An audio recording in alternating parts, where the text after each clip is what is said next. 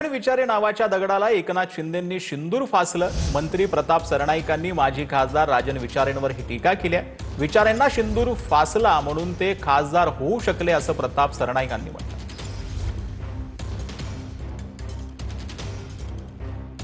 तर विचारेंसारखा दगडाला एकनाथ शिंदेंनी सिंदूर फासल्याचं प्रताप सरनाईक यांनी म्हटलेलं आहे।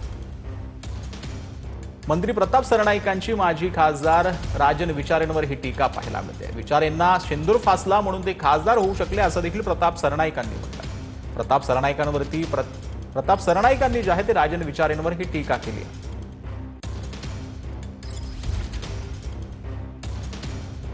तर विचारेंसारख्या दगडाला एकनाथ शिंदेंनी सिंदूर फासला असं प्रताप सरनाईक यांनी म्हटलेलं आहे। राजन विचारेंवरती सरनाईकांची ही टीका पाहायला मिळते। राजन विचारे नावाच्या दगडाला एकनाथ शिंदे साहेबांनी शेंदूर फासला म्हणून राजन विचारे ठाण्याचे खासदार होऊ शकले।